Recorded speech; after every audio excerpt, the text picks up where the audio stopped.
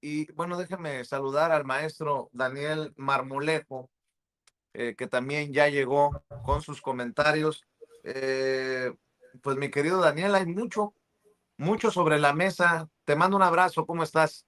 Vicente, con mucho cariño te saludo a la distancia y a la gran audiencia de Sin Censura. La agenda está repleta de temas, Vicente, luego de que se cumple un año de la captura, detención, entrega pactada, secuestro o lo que sea de El Mayo Zambada, que pues tiene muchos matices. Escuchaba yo recientemente al periodista Ricardo Ravelo decir que tiene audios que comprometerían al gobernador del estado de Sinaloa sobre este pacto para entregar al Mayo Zambada y que los haría públicos próximamente a partir de también un libro que estaría escribiendo, o que está escribiendo, pero bueno, estos son temas que todavía están dentro de un ánimo de investigación de los cuales no sabemos nada. Lo que sí podemos tener muy claro, Vicente, es de que él habría intentado también, desde un punto de vista estratégico, plantear el tema de su secuestro para que las autoridades mexicanas tuvieran materia para intentar repatriarlo, que Estados Unidos lo devolviera. Pero entre todos estos dimes y investigaciones que estarían en proceso de esclarecer algunas cosas, lo cierto es que murieron sus 4 escoltas y lo cierto es que murió una persona que era la bisagra entre el poder político y el crimen organizado, al cual se intentó fabricar por parte de la Fiscalía de Sinaloa un presunto atentado en una gasolinería que mucha gente lo dio por cierto. Yo fui de los que no lo daba por cierto, recibí insultos por decir que dónde estaba, y fueron muy violentos los insultos por no dar crédito a una imagen de una cámara de seguridad en donde no se ve a nadie dentro del vehículo. En cambio, un par de motociclistas disparando hacia ese vehículo mientras cargaba gasolina. A esas horas, Héctor Melesio Cuen ya estaría siendo incinerado, habría sido incinerado, y esto fue una fabricación que debe de tener responsables en la fiscalía. Las fiscalías que tendrían que ser autónomas, pero no siempre lo son. Y hoy lo vemos también con estas sanciones que el Instituto Nacional Electoral impone a todos los jueces, magistrados o ministros que aparecieron en los famosos acordeones. Hoy les pone una multa de acuerdo a pues la proporcionalidad de sus capacidades económicas, pero esta sanción demuestra que fue un proceso no limpio y que también tiene el antecedente de ese pacto de compra de votos que no debiera existir, pero que se ha manejado también como la alternativa de lidiar en momentos difíciles y de manera muy comprometida para obtener el beneficio político a cambio de prebendas o de beneficios judiciales, como fue el caso de Miguel Ángel Yunes. De allí que en el reciente evento de hace una semana, donde estuvieron presentes integrantes de Morena y su presidenta, su secretaria también general. En ese evento, Rocío Nale, la gobernadora de Veracruz, no saludó a Adán Augusto López, el presidente del Senado, porque ella se había opuesto desde un principio a que se hiciera ese tipo de negociación. Entonces tienes que hay un proceso pues electoral para que se gana a través de obtener una mayoría de manera muy cochambrosa, de manera muy asquerosa, con el voto de Yunes. Y cabe una pregunta más. ¿No era posible aplazar un poquito el proceso de la determinación del plan C y poder tomar a otro interesado como, o a más de uno, como posible integrante de esta mayoría que se creó artificialmente, porque no era una mayoría electoral, fue una mayoría que se hizo artificialmente por los arreglos de Adán Augusto, y tener un proceso limpio de origen. Y después pues te das cuenta que por el resultado de las boletas, Vicente, que tienen un paralelismo con pues los acordeones, el próximo proceso electoral no estaría marcado por campañas electorales de jueces, magistrados y ministros. Estaría marcado por el interés de que apareciera el nombre de los nuevos juzgadores del otro 50% restante que queda del Poder Judicial, en que aparecieran pues literalmente en un acordeón y que ese acordeón tuviera una línea política. Entonces estamos copando o permitiendo que esté copado un poder autónomo. Y esto no excluye los pecados naturales que tiene pues el Poder Judicial, porque no estamos hablando específicamente de eso, estamos hablando de procesos de elección. Y un proceso de elección teledirigido pues implicaría que ¿para qué hago campaña? Mejor me hago cuate del poder y como cuate del poder voy a aparecer en un listado, en un acordeón y ya la hice. Y si me multan, pues no importa. Entonces, ¿qué tipo de justicia, qué tipo de democracia y qué modelo estamos inspirando?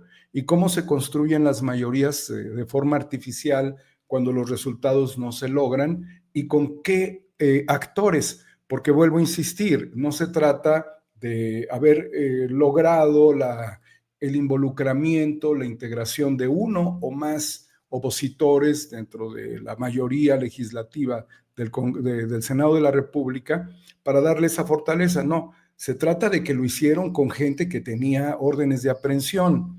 Entonces, cuando en un concepto de definiciones, tratando de hilvanar asuntos, te das cuenta de que conoces como legislador y que estás encargado o tomas esa posición de encargarte de un proceso tan delicado y tan trascendente como el Plan C, de poner en línea a el senador Yunes Márquez y jalarlo, y cuando estás en una línea de poner también para que cuando se dio la discusión en el Poder Judicial, en la Suprema Corte de Justicia, se dio aquella discusión muy trascendente y hasta dramática para determinar la constitucionalidad o no de esta reforma, se logró también alinear al ministro Pérez Dayán, y todos suponíamos que esto tenía que ver con el conocimiento de sus prontuarios.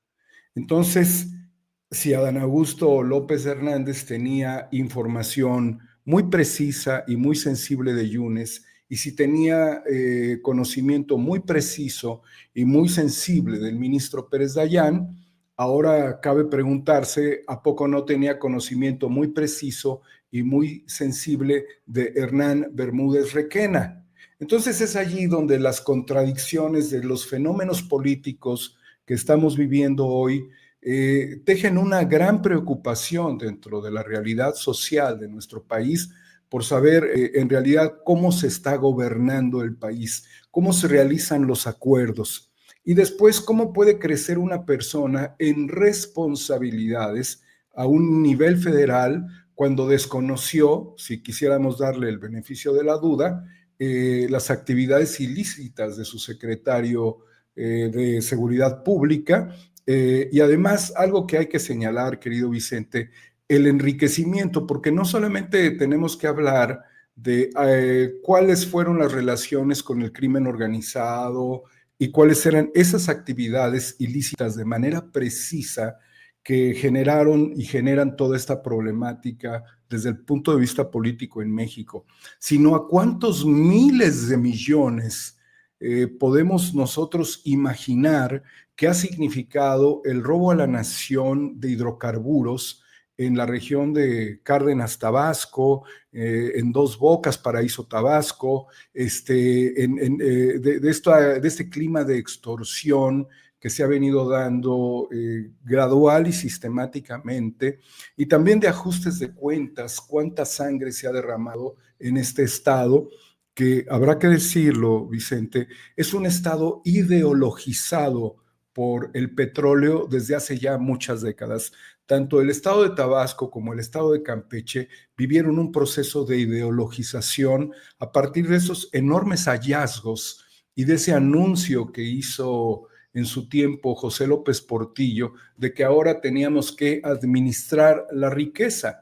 Y bueno, seguimos viendo la riqueza, pero la riqueza queda en manos de Hernán Bermúdez Requena, de sus familiares y de algo que también se suma dentro de todo este análisis, es que recibían no cupones para cambio en gasolineras, en estaciones de servicio, para pues suministrarle a sus patrullas gasolina, sino que lo recibían en pipas, en camiones tanque, y que con esos mismos camiones tanque, eso que era gratis y que Pemex se lo daba como un apoyo, como una concesión al municipio, y que fue ordenado que no fuese en vales, sino que fuese en producto, con las implicaciones que esto tiene, sería utilizado también para pues revenderlo dentro de la construcción de pues las obras de infraestructura como el Tren Maya.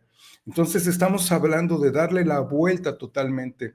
Y después cuando se hace una crítica del comportamiento de los políticos, la gente se pregunta, ¿no estaremos entonces viviendo una simulación? ¿No será esto que nos engañaron de que las cosas iban a cambiar, de que el sistema se iba a privilegiar?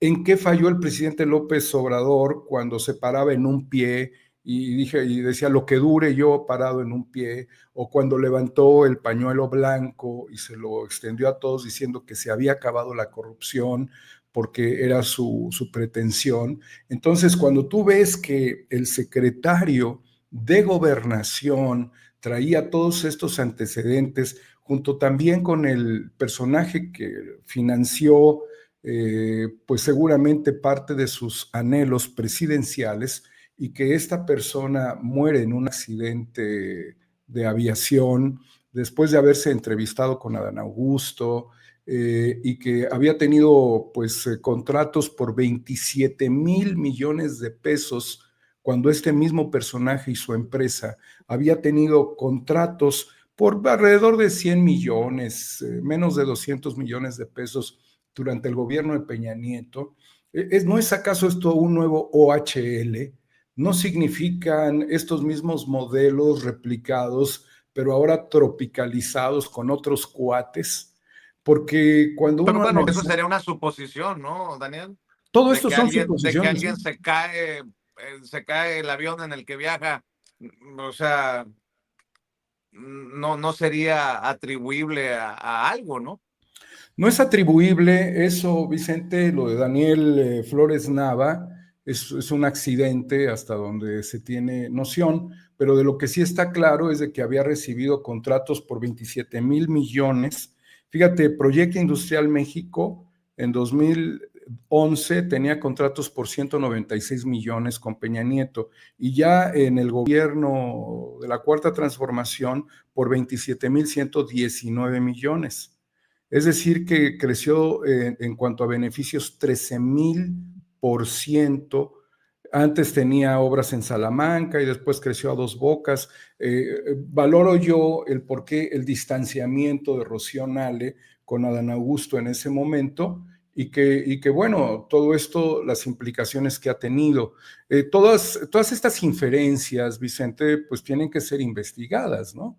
En realidad lo que nosotros podemos sumar pues son todos estos factores, como por ejemplo que el 22% del costo de Dos Bocas recae en la empresa de Daniel Flores Nava, el que muere, o la cantidad de fotografías, de imágenes y de declaraciones incluso que hubo en el periódico Noroeste de el senador Adán Augusto con Héctor Melesio Cuen, que pues a mí no me queda duda de que Héctor Melesio Cuen era la bisagra de Sinaloa. Digo, que esto tenga que ver ya con una relación del gobierno federal o de un alto funcionario con Sinaloa, no es claro. Lo que estamos viendo son los elementos que se integran, y de lo que la gente puede pensar en términos de que qué se está simulando.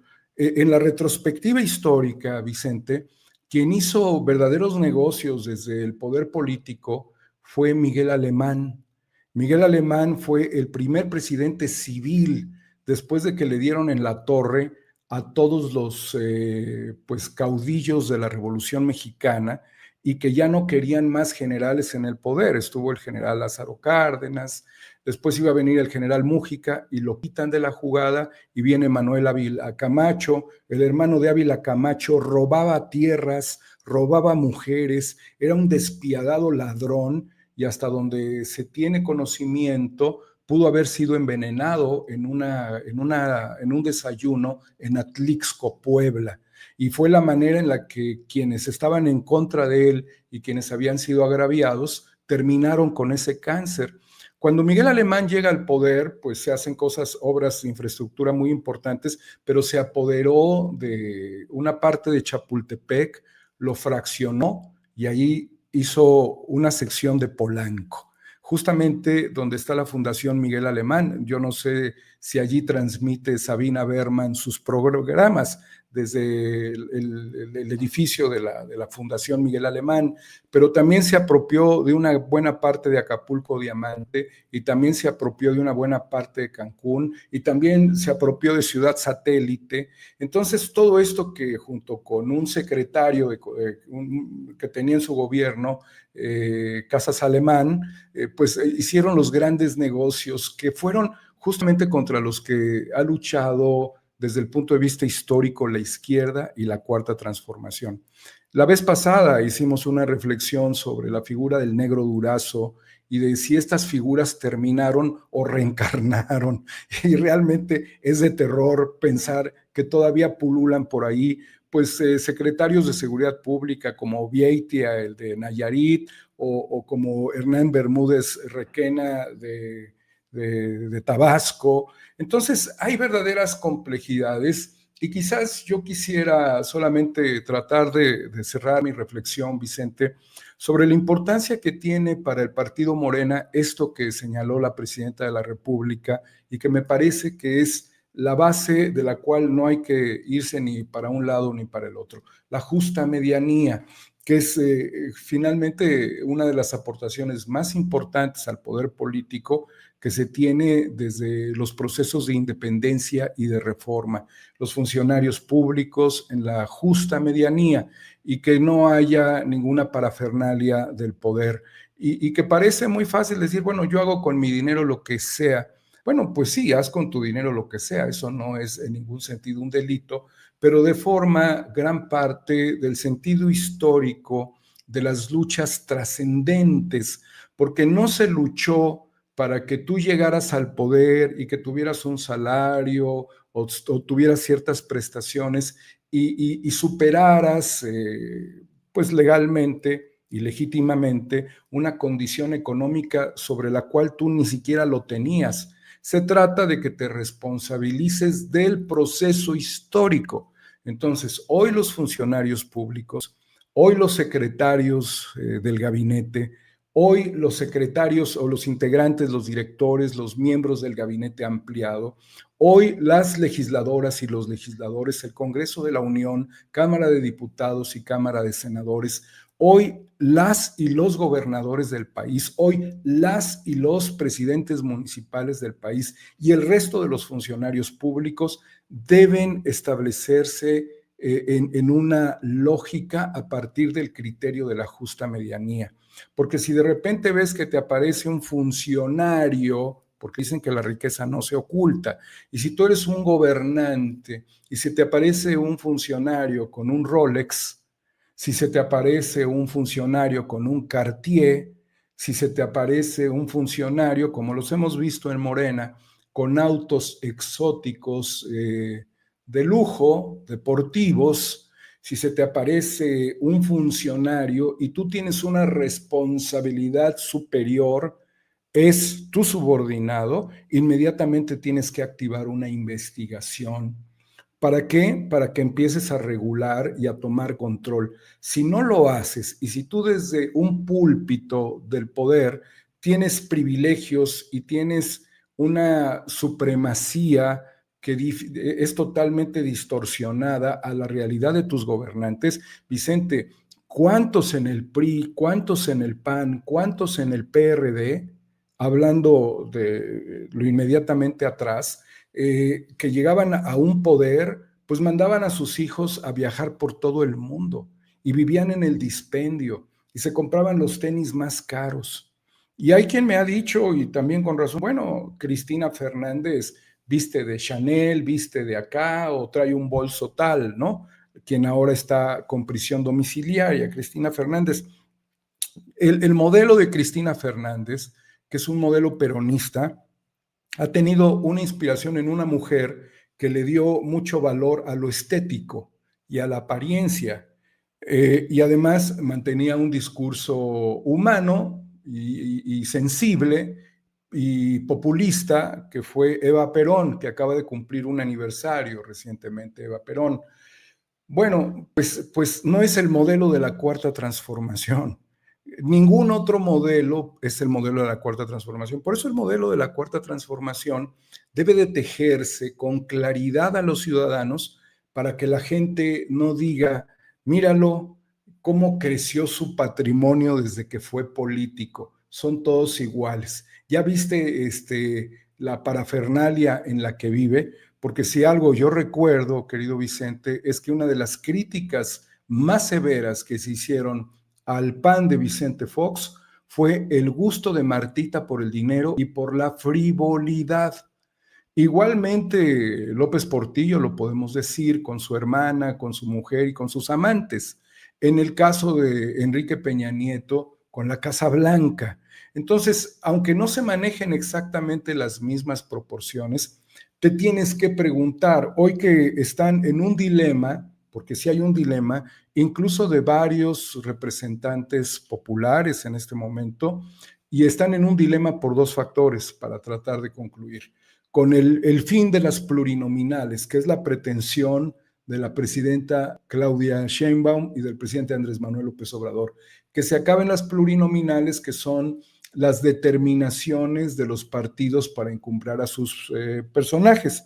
Y el otro factor es la crítica que se construye a diferentes personajes, como al propio coordinador parlamentario de Morena, en este momento, que tiene y continúa con pretensiones políticas, Vicente, y que se habla de su paso dentro de distintos gobiernos en los estados, en donde finalmente él no hizo encomiendas que tenía obligadas a hacer, teniendo presupuestos de alrededor de 100 millones de pesos para hacerlo.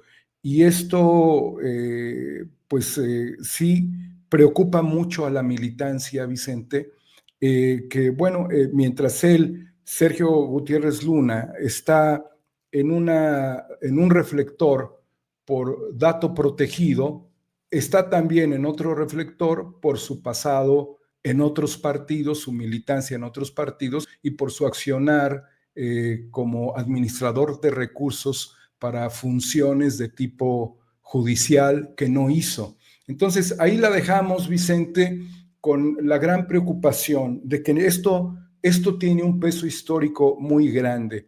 He podido hacer una revisión documental no solamente de mi autoría, sino de otros autores, de otros cineastas, de otros documentalistas sobre el proceso histórico de México entre el siglo XX y el siglo XXI. Lo vengo estudiando con gran profundidad, de conocer a estos policías políticos, a estos mercenarios, a estos políticos encumbrados que salieron de la nada y también de los grupos empresariales. Y la verdad te das cuenta, Vicente, que la gran responsabilidad que tiene Morena y todo el gobierno federal, los gobiernos estatales, los gobiernos municipales y todos los congresos locales en el país y los congresos federales es tan grande que falta mucho todavía para alcanzar ese ideal. Aquí le dejamos, querido Vicente, te mando un abrazo con mucho cariño. Y va de regreso otro para ti, mi querido Daniel, mientras, mira, acá está Ahí está el jefe, ¿no? El jefe. Fue el jefe de la nación, nuestro gran presidente. Me preguntaba alguien, oye, ¿y no crees que el presidente supiera de estas cosas? Le digo, bueno, yo creo que el presidente depende de una red también de información. Y si alguien le bloquea la información, pues es probable que no haya sabido, que puede ser una consideración.